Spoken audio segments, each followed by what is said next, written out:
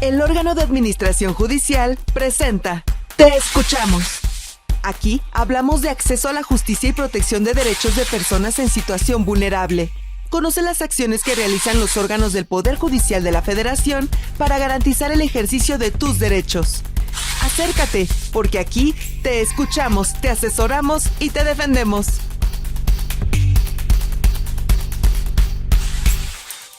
Los conocimientos técnicos y científicos especializados son fundamentales en la impartición de justicia. Hoy hablaremos de este binomio ciencias sociales y justicia a través de los peritajes antropológicos y cómo son una herramienta en la defensa penal. Para ello están con nosotros los antropólogos Iván Torres y Rodolfo Oliveros. Bienvenidos. Muchas gracias. Muchas gracias. Gracias por estar con nosotros. Platíquenos así de lo mínimo, ¿no? ¿De qué se trata un peritaje antropológico? ¿Quieres iniciar, Sí, claro. Rodolfo?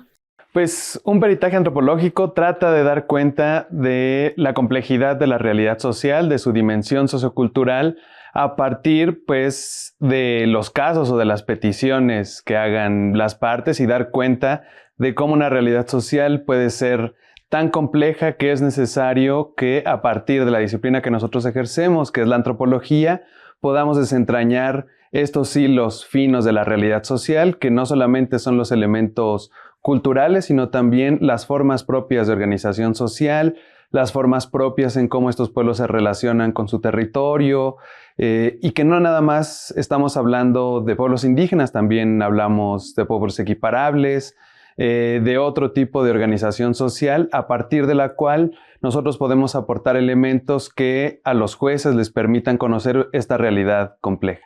¿Cómo realizan este trabajo? Es decir, ¿solo es como dicen algunos, como de gabinete, ustedes se ponen a leer o visitan las comunidades? ¿Cómo lo realizan? Descríbenos. Bien, tiene que ver con la característica específica de la antropología como una disciplina social.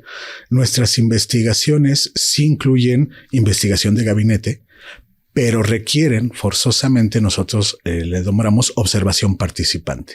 Es decir, estar en el lugar, observar, participar, hablar con la gente para intentar comprender a la gente. No podemos construir una comprensión de la gente, de una comunidad, de un pueblo, si no lo vemos, si no hablamos con ellos, si no los escuchamos. Y eso es lo que hace la antropología. Entonces, un peritaje en antropología incluye diferentes metodologías, desde realización de entrevistas orales, pero también recorridos territoriales, recorridos en la comunidad y observar y hablar con la gente. A partir de estos elementos, nosotros intentamos no decir qué es la gente, sino escuchar a la gente y sintetizar cómo se entiende la gente, lo que hace, y entonces hacemos un dictamen antropológico al respecto. A veces en la ignorancia, ¿verdad? Cuando uno piensa en un pueblo originario, una comunidad indígena, se pensaría, vamos a hablar de sus usos y costumbres y pensamos en su lenguaje, en sus tradiciones, ¿no? Las fiestas que hacen, en la forma quizás como se relacionan, pero esto va mucho más allá, ¿no? Es algo más profundo. Sí, claro. Y partimos también de un principio fundamental que es la autodeterminación, ¿no? Las propias comunidades, las propias personas tienen el derecho de autoidentificarse como pertenecientes o no a un pueblo indígena, independientemente que hablen o no una lengua indígena, independientemente o no de que porten o no lo que se considera la vestimenta tradicional, ¿no? Entonces, este es un elemento fundamental del autorreconocimiento por parte de las personas y por parte de los pueblos de reconocerse como pueblos indígenas. A partir de eso, también hay todo un proceso organizativo, hay un proceso histórico de las formas en cómo se relacionan entre ellos, cómo se relacionan con su entorno, cómo resuelven también sus propios conflictos, que esta es una parte, digamos, particularmente importante dentro de las comunidades que tienen un proceso organizativo que les permiten dirimir sus propios conflictos, tienen sus propios sistemas normativos, tienen sus propios acuerdos institucionales al interior de las comunidades para regir las relaciones con el entorno, el aprovechamiento, por ejemplo, forestal, la repartición de ciertos bienes entre la comunidad. Entonces, todo esto implica también esto que conocemos como cultura y no, digamos, solamente esto que es más visible, ¿no? Que son las danzas, que son los rituales, que en todo caso son el punto final de todo un proceso organizativo mucho más amplio que también tiene toda una historia de larga duración. ¿Quién solicita que se haga el peritaje y cómo les especifican en qué se van a enfocar, ¿no? En su estudio, en su dictamen. Lo puede solicitar la defensa o lo puede solicitar el juzgado, ¿no? Hay veces donde uno ofrece el peritaje como defensa y el juzgado dice sí, pero también pido otro peritaje a la par por otro antropólogo que está en las listas del Poder Judicial, por ejemplo, ¿no? Y entonces se hacen 2 peritajes para que tenga 2 herramientas, ¿no? Y poder contrastarlos. Entonces, esa es la forma en que se pueden ofrecer. Cómo se construye depende de cada caso, ¿no? O sea, ponos un ejemplo. Por ejemplo, hacer un peritaje para saber si una comunidad que ya no habla la lengua, que ya no tiene la vestimenta tradicional, mantiene elementos indígenas en los usos y costumbres, en el sistema de cargos, en la forma de relacionarse y gestionar el territorio. Y entonces ahí la comunidad dice, no, pues yo tengo que, el Estado no me reconoce como comunidad indígena y yo quiero que me reconozca como comunidad indígena. Y entonces a partir de esa petición, el equipo de peritos antropológicos tiene que construir cómo se tendría que presentar la herramienta del peritaje, ¿no? Entonces, ese sería un caso. Porque al final es su derecho, ¿no? Pero como mencionabas, Rodolfo, como ya visiblemente no se les ve con su vestimenta tradicional, pues ya es así, no, pues ustedes ya no pertenecen a esa comunidad, ¿no? ¿Por qué decimos que es una herramienta fundamental, por ejemplo, en procesos penales, contar con estos peritajes? Porque hay ciertas realidades que, sobre todo si los jueces o los juzgadores provienen de contextos urbanos, hay elementos que pueden no estar considerando, por un lado. Por otro lado, digamos, la propia formalidad de la ley no siempre tiene en cuenta estos elementos, ¿no? También podríamos poner otro ejemplo como aprovechamiento de ciertas especies vegetales o ciertas especies forestales, en el que las comunidades, por ejemplo, aprovechan para la construcción de sus propias casas, pero hay una superposición también ahí jurídica en donde tal vez su territorio está dentro de una reserva de la biosfera, son especies protegidas y entonces la ley dice no se puede cortar. Pero históricamente, durante cientos de años, estas comunidades la han utilizado para construir sus casas, para la comida, etcétera.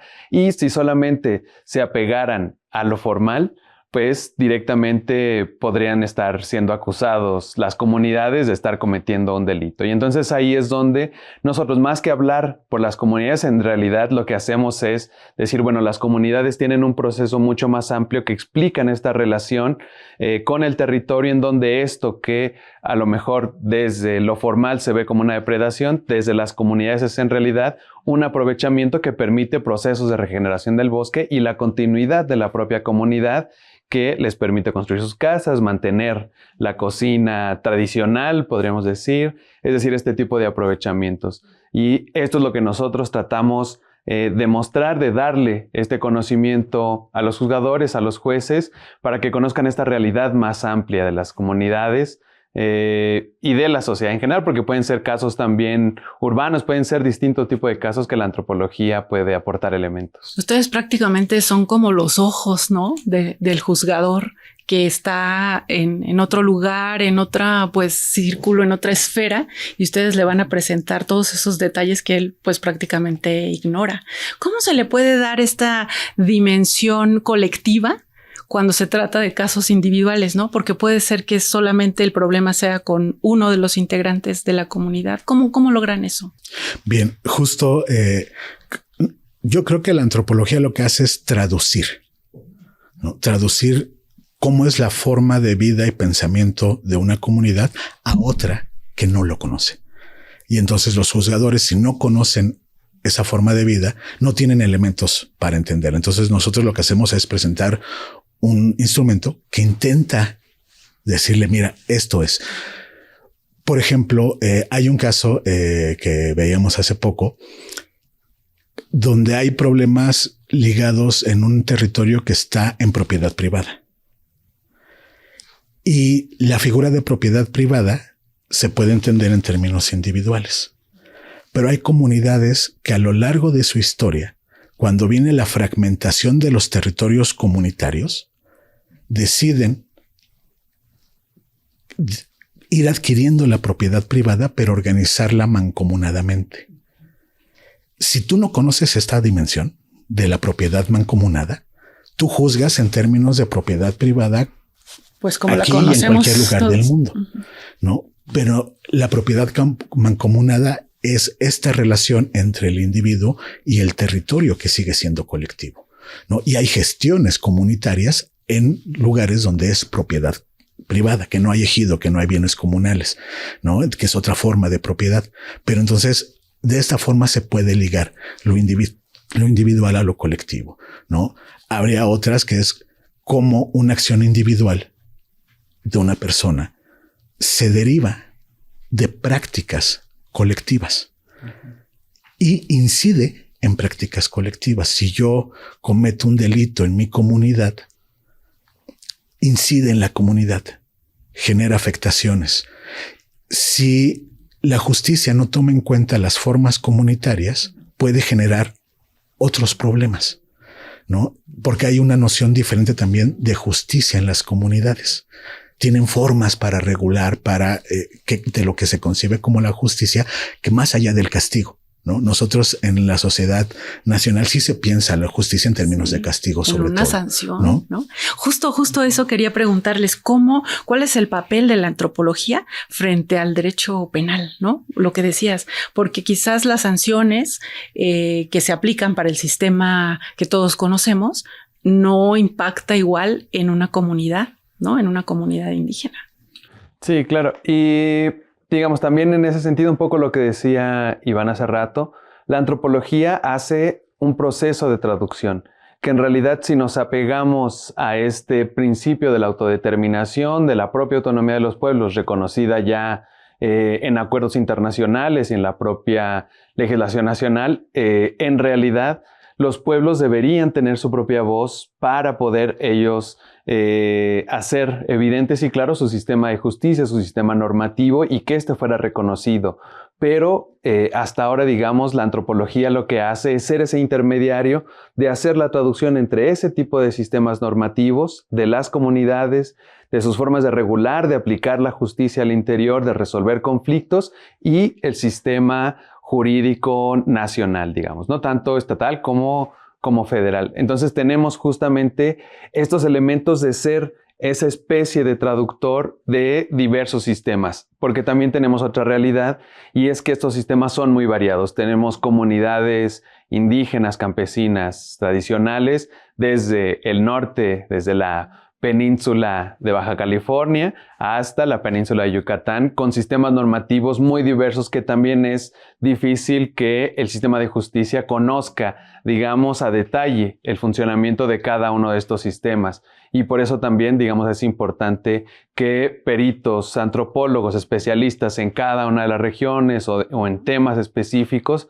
puedan aportar estos elementos para los jueces. Bien, pues para finalizar nuestra charla, me gustaría que me dijeran en su experiencia qué retos enfrentan al realizar estos peritajes y cuál es su perspectiva, ¿no? ¿Dónde están las áreas de oportunidad y cómo se puede ayudar más a las comunidades indígenas? Si quieres comenzar, Iván. Creo que uno de los retos más importantes es lograr que la antropología sea tomada en cuenta por los juzgadores. Que digan, ¿eso para qué me sirve? Poder construir un instrumento que les permita a los juzgadores cambiar la forma en cómo conciben el impartir justicia. Creo que ese es uno de los grandes retos porque sí hay una cuestión como muy monolítica de la idea de lo que es la justicia, ¿no? Y quién puede aportar elementos para la construcción de la justicia. Otro de los retos que creo que tiene el peritaje antropológico es insistir en la discusión que planteaba Rodolfo ahorita, de que en realidad en lo óptimo no tendría que ser necesario la participación de un antropólogo externo a la comunidad. Las comunidades tendrían que tener esta capacidad de ellas mismas ser escuchadas, sin necesidad de que venga alguien de una universidad a hacer la traducción. Pero hay este proceso de colonización también en términos de justicia, donde a ellos no los escucho, pero si viene un especialista, sí lo escucho, ¿no? Ellos son más especialistas en su forma de vida que cualquier antropólogo, ¿no? Entonces creo que esos son los grandes retos que tenemos enfrente, ¿no? Rodolfo. Sí, claro. Y bueno, tenemos también otro tipo de retos que tienen que ver con el contexto nacional, que es justamente el tema de la violencia, ¿no? Al estudiar, al tratar de dar cuenta de conflictos, por ejemplo, al interior de las comunidades, pues nos encontramos con actores que están ahí ejerciendo presiones, que están ejerciendo violencias, en donde también los antropólogos en muchos casos pues se ven también presionados en la realización de su ejercicio. Eso es por un lado.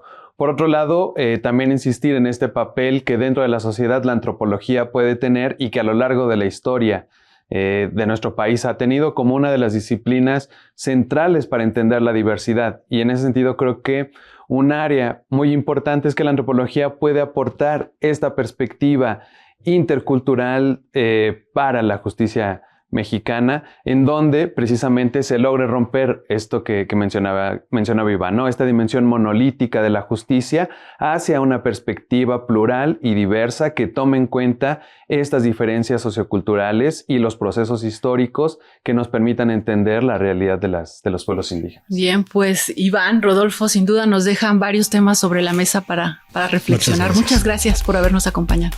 Muchas gracias. Gracias también a ustedes por su atención. Los invitamos a que nos sigan en las redes sociales del órgano de administración judicial. Soy Verónica González. Hasta la próxima.